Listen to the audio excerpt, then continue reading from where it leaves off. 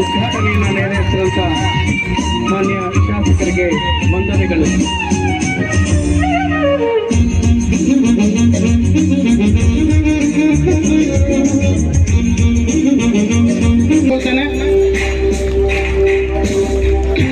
ಕ್ರೀಡೆಯಲ್ಲಿ ಕೂಡ ಹುನಗುಂದ ತಾಲೂಕಿನ college government first grade college Hungund, ಈ ಕಾಲೇಜಿನ ಹಾಗೆ ಕುಮಾರಿ ಶ್ರೀದೇವಿ ಬಸವರಾಜ್ ಬೈಲ್ಕೂರ್ ಬಾಲ್ ಬ್ಯಾಡ್ಮಿಂಟನ್ ವಿಭಾಗದಲ್ಲಿ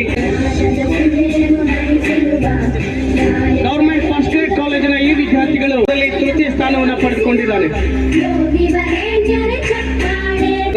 ಬಾಗಲಕೋಟೆ ಜಿಲ್ಲಾ ತಂಡವನ್ನು ಪ್ರತಿನಿಧಿಸಿ ದ್ವಿತೀಯ ಸ್ಥಾನವನ್ನು ಪಡೆದಕ್ಕಾಗಿ ಗೌರವ ಸನ್ಮಾನವನ್ನು ಸ್ವೀಕರಿಸಲು ವಿನಂತಿಯನ್ನು ಮಾಡಿಕೊಳ್ಳುತ್ತೇನೆ. ದ್ವಿತೀಯ ಸ್ಥಾನವನ್ನು ಪಡೆದಕ್ಕಾಗಿ ಗೌರವ ಸನ್ಮಾನವನ್ನು ಸ್ವೀಕಾರ ಮಾಡಲು ವಿನಂತಿಯನ್ನು ಮಾಡಿಕೊಳ್ತೇನೆ. ಬಾಗಲಕೋಟೆ ಆಗಿರ್ತಾರೆ. ಈ ಪ್ರೌಢಶಾಲೆಯ ವಿದ್ಯಾರ್ಥಿನಿ ರಾಷ್ಟ್ರ ಮಟ್ಟದ ಕರಾಟೆ ಸ್ಪರ್ಧೆಗೆ ಆಯ್ಕೆ. SSLC ವಾರ್ಷಿಕ ಪರೀಕ್ಷೆಯಲ್ಲಿ ಕನ್ನಡ ಮಾಧ್ಯಮದಲ್ಲಿ ಅಧ್ಯಯನ ಮಾಡಿ ಬೇಕಂತ ಕೇಳ್ಕೊಳ್ತೇನೆ. ಮುಂದಿನ ಹಂತದಲ್ಲಿ ಶ್ರೀಮತಿ ಶಿಲ್ಪಾ ಯಲ್ಲನಗೌಡ ನರಸಪ್ಪ ಬಡಿಗೇರ್ ಅಮರಾವತಿ ಅವರಿಗೆ ಫಲಾನುಭವಿಗಳಿಗೆ ಯಂತ್ರಗಳನ್ನು. ಮುಂದಿನ ಹಂತದಲ್ಲಿ ಬಸವರಾಜ್ ರುದ್ರಪ್ಪ ಬಡಿಗೇರ್ ಅಮರಾವತಿ ಬಡಿಗತನ ಇವರಿಗೂ ಕೂಡ. ಹಾಗೆ ಮುಂದಿನ ಹಂತದಲ್ಲಿ ಅಮರೇಶ್ ವೀರಪ್ಪ ಮಡಿವಾಳ ಪಿಂಜವಾಳಗಿ ಅಮರೇಶ್ ವೀರಪ್ಪ ಬೇಕಂತ ಕೇಳ್ಕೊಳ್ತೇನೆ. ವಂದನೆಗಳು. ಮುಂದಿನ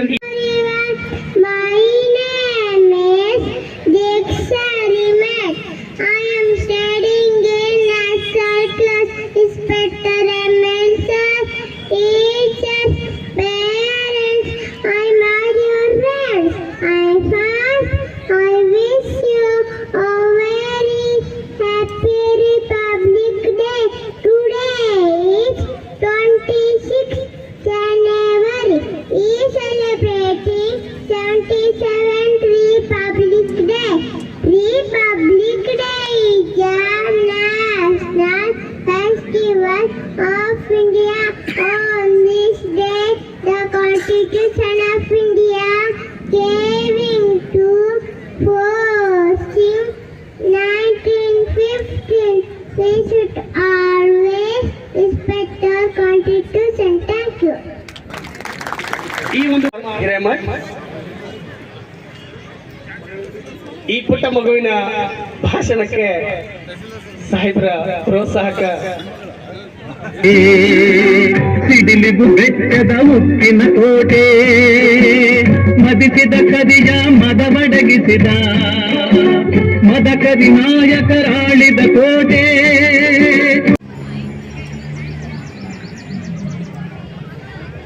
ಇವತ್ತು 1949 ನವೆಂಬರ್ 26ರಂದು ಶಾಸನಬದ್ಧವಾದ ಭಾರತದ ಸಂವಿಧಾನ ಶಿಲ್ಪಿ ಡಾಕ್ಟರ್ ಬಾಬಾ ಸಾಹೇಬ್ ಅಂಬೇಡ್ಕರ್ ಅವರು ರಚಿಸಿರುವಂಥ ಈ ಒಂದು ಸಂವಿಧಾನವನ್ನು ನಾವು ಶಾಸನಬದ್ಧವಾಗಿ ಅಂಗೀಕಾರವನ್ನು ಮಾಡಿದ್ವಿ.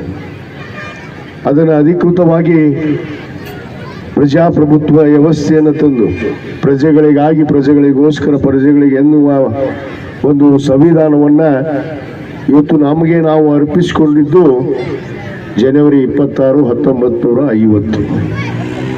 ಅಂದೇ ದಿವಸ ನಾವೆಲ್ಲ ಅಧಿಕೃತ ಭಾರತ ದೇಶದ ಪ್ರಜೆಗಳಾಗಿ ಸಂವಿಧಾನದ ಅಡಿಯಲ್ಲಿ ಸಮಾನತೆ ಭ್ರಾತೃತ್ವವನ್ನು ಮತ್ತು ನಾವೆಲ್ಲ ಅಣ್ಣತಮ್ಮಂದಿರಾಗಿ ಜೀವಿಸುವುದನ್ನು ಇವತ್ತು ನಮ್ಮ ಸಂವಿಧಾನ ನಮಗೆ ಹೇಳಿಕೊಟ್ಟಿದೆ. ಕಳೆದ 77 ವರ್ಷಗಳಿಂದ ಇವತ್ತು ಯಾವುದೇ ಭೇದ ಭಾವ ಅನ್ನದೆ, ಜಾತಿ ಮತ ಪಂಥ ಅನ್ನದೆ ನಾವೆಲ್ಲರೂ ಕೂಡ ಭಾರತ ದೇಶದ ಪ್ರಜೆಗಳಾಗಿ ಇವತ್ತು ಪ್ರಜಾಸತ್ತಾತ್ಮಕ ಈ ಒಂದು ದಿನವನ್ನ ಬಹಳ ಹೆಮ್ಮೆಯಿಂದ ನಾವು ಆಚರಿಸ್ತಾ ಇದ್ದೀವಿ ಅನ್ನೋ ಮಾತನ್ನು ಕೂಡ ನಾನು ಇವತ್ತು ಹೇಳಕ್ಕೆ ಇಚ್ಛೆ ಪಡ್ತೇನೆ.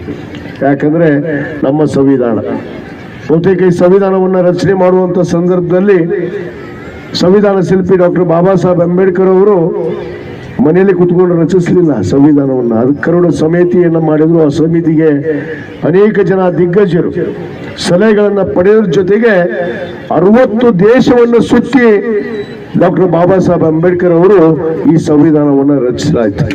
60 ದೇಶದ ಸಂವಿಧಾನವನ್ನು ಅಭ್ಯಾಸ ಮಾಡಿ 60 ದೇಶಗಳ ಆ ಏನು ಒಂದು ನಡೆ ಇತ್ತು ಆ ನಡೆಗಳನ್ನೆಲ್ಲವನ್ನ ಅರ್ಥಿಸಿಕೊಂಡು ಭಾರತ ದೇಶದ ಸಂವಿಧಾನವನ್ನ ಯಾವ ರೀತಿ ರಚಿಸಬೇಕು ಅನ್ನೋದನ್ನ ಇವತ್ತು ನಮ್ಮ ಸಂವಿಧಾನ ಶಿಲ್ಪಿ ಡಾಕ್ಟರ್ ಬಾಬಾ ಸಾಹೇಬ್ ಅಂಬೇಡ್ಕರ್ ಅವರು ಈ ಒಂದು ಸಂವಿಧಾನವನ್ನ ಅಧಿಕೃತ ಚಾಲನೆ ಮಾಡಿ ಇವತ್ತು ನಾವೆಲ್ಲ ಪ್ರಜೆಗಳಾಗಿ ಪ್ರಜೆಗಳಿಂದ ಪ್ರಜೆಗಳಿಗೋಸ್ಕರ ಪ್ರಜೆಗಳಿಗಾಗಿ ಎನ್ನುವ ಒಂದು ಸಂವಿಧಾನದ ಅಡಿಯಲ್ಲಿ ನಾವು ನಡೆದು ಬರ್ತಾ ಇದ್ದೀವಿ.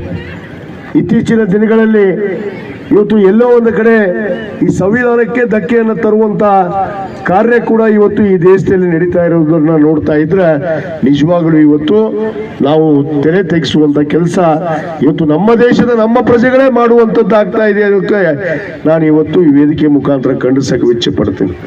ಯಾಕಂದ್ರೆ ಈ ರಾಷ್ಟ್ರ ಪಿತಾಮಹ ಮಹಾತ್ಮ ಗಾಂಧೀಜಿಯವರು ಬಹುತೇಕ ನಮ್ಮ ದೇಶದ ಸ್ವಾತಂತ್ರ್ಯವನ್ನು ತಂದುಕೊಡೋದ್ರಲ್ಲಿ ಪ್ರಮುಖ ಪಾತ್ರವನ್ನು ವಹಿಸಿ ಇವತ್ತು ತುಂಡು ಬಟ್ಟೆ ಇಲ್ಲಾರದೆ ಈ ಸ್ವಾತಂತ್ರ್ಯದ ಚಳವಳಿಯಲ್ಲಿ ತಮ್ಮನ್ನು ತಾವು ಗುರುತಿಸಿಕೊಂಡು ಅನೇಕ ಜನ ದಿಗ್ಗಜರನ್ನ ಕಳ್ಕೊಂಡು ಏನು ಸ್ವಾತಂತ್ರ್ಯ ಚಳವಳಿಯನ್ನ ಮಾಡಿ ನಮಗೆ ಸ್ವಾತಂತ್ರ್ಯವನ್ನು ತಂದು ಕೊಟ್ಟರು ಆ ಮಹಾತ್ಮರಿಗೆ ಆ ಪುಣ್ಯಾತ್ಮರಿಗೆ ಅವಮಾನ ಆಗೋ ರೀತಿಯಲ್ಲಿ ಇವತ್ತು ದೇಶದ ವ್ಯವಸ್ಥೆ ಇವತ್ತು ನಡೀತಾ ಇರೋದು ಕೂಡ ಖಂಡನೀಯ ಅನ್ನೋ ಮಾತನ್ನು ನಾನು ಹೇಳಕ್ಕೆ ಇಚ್ಛೆ ಪಡ್ತೇನೆ. ಯಾಕಂದ್ರೆ ಮಹಾತ್ಮ ಗಾಂಧಿ ಉದ್ಯೋಗ ಖಾತ್ರಿ ಯೋಜನೆ ಇವತ್ತು 2010ರಲ್ಲಿ ಈ ದೇಶದ ಪ್ರಧಾನಿ ಡಾಕ್ಟರ್ ಮನಮೋಹನ್ ಸಿಂಗ್ ಅವರು ಇವತ್ತು ಸಂವಿಧಾನದಲ್ಲಿ ಒಂದು ಅವಕಾಶವನ್ನು ಕಲ್ಪಿಸಿ ಇವತ್ತು ನಮಗೆ ಬಡ ಕೂಲಿ ಕಾರ್ಮಿಕರಿಗೆ ಅದು ಗ್ರಾಮೀಣ ಮಟ್ಟದ ಕೂಲಿ ಕಾರ್ಮಿಕರಿಗೆ ಒಂದು ಉದ್ಯೋಗವನ್ನು ಸೃಷ್ಟಿ ಮಾಡಬೇಕು, ಉದ್ಯೋಗವನ್ನು ಕಲ್ಪಿಸಿಕೊಡ್ಬೇಕು ಅನ್ನೋ ಉದ್ದೇಶದಿಂದ ಇವತ್ತು ಕಡ್ಡಾಯವಾಗಿ 100 ದಿವಸಗಳ ಕಾಲ ಅವರಿಗೆ ಕೆಲಸವನ್ನ ನೇರವಾಗಿ ಕೇಂದ್ರ ಸರ್ಕಾರದ ಅನುದಾನವನ್ನು ಬಿಡುಗಡೆ ಮಾಡಿ ಇವತ್ತು ಆ ಒಂದು ಯೋಜನೆಯನ್ನ ಜಾರಿ ಮಾಡಿದ್ರೆ ಇವತ್ತಿನ ಆಡಳಿತ ಮಾಡ್ತಿರುವಂತ ಕೇಂದ್ರ ಸರ್ಕಾರ ಮಹಾತ್ಮ ಗಾಂಧೀಜಿಯವರಿಗೆ ಅಪಮಾನ ಮಾಡಿ ಅವರ ಹೆಸರನ್ನು ಕಿತ್ತು ಹಾಕಿ ಬೇರೆ ಒಂದು ಹೆಸರನ್ನು ಇಡುವಂತ ಕಾರ್ಯ ಇವತ್ತು ಈ ದೇಶದಲ್ಲಿ ನಡೀತಾ ಇದೆ. ಆದ ಕಾರಣ ನಾವೆಲ್ಲ ಎಚ್ಚರಗೊಳ್ಳಬೇಕಾಗಿದೆ. ಇಲ್ಲ ಅಂದ್ರೆ ಈ ಮನುಸ್ಮೃತಿ ಉಳ್ಳುವಂತ ಜನಾಂಗ ಇವತ್ತೇನು ಈ ದೇಶದ ಸಂವಿಧಾನವನ್ನು ಬದಲಿ ಮಾಡ್ತೀವಿ, ಈ ದೇಶದ ಏನು ತತ್ವ ಆದರ್ಶಗಳನ್ನ ಬದಲಾವಣೆ ಮಾಡ್ತೀವಿ ಅಂತ ಹೋಗ್ತಾ ಇದ್ದಾರೆ.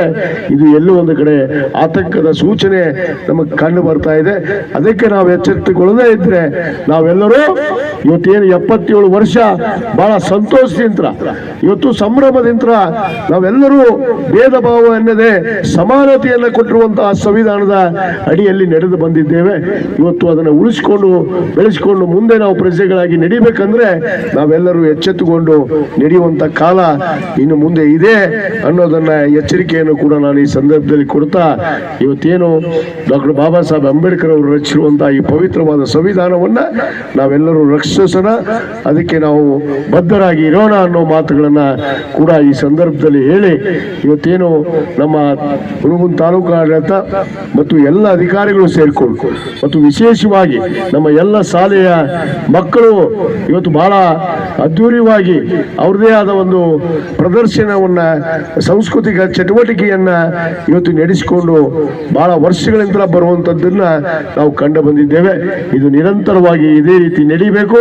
ನಾವೆಲ್ಲರೂ ಭಾರತ ದೇಶದ ಪ್ರಜೆಗಳಾಗಿ ಈ ಸಂವಿಧಾನದ ರಕ್ಷಣೆ ಮತ್ತು ಈ ದೇಶದ ರಕ್ಷಣೆ ಏಕತೆ ಭಾವೈಕ್ಯತೆಯನ್ನ ನಾವು ರಕ್ಷಣೆ ಮಾಡಿಕೊಂಡು ನಡೆಯುವಂತ ಪ್ರಜೆಗಳಾಗಿ ಮುಂದೆ ನಡೆಯೋಣ ಅನ್ನೋ ಮಾತನ್ನ ಈ ಸಂದರ್ಭದಲ್ಲಿ ಹೇಳಿ ಮತ್ತೊಮ್ಮೆ 77ನೇಯ ಗಣರಾಜ್ಯೋತ್ಸವದ ಶುಭಾಶಯಗಳನ್ನ ಎಲ್ಲರಿಗೂ ಕೋರಿ ನನ್ನ 2 ಮಾತನ್ನು ಮುಗಿಸ್ತೇನೆ. ಜೈ ಹಿಂದ್, ಜೈ ಕರ್ನಾಟಕ.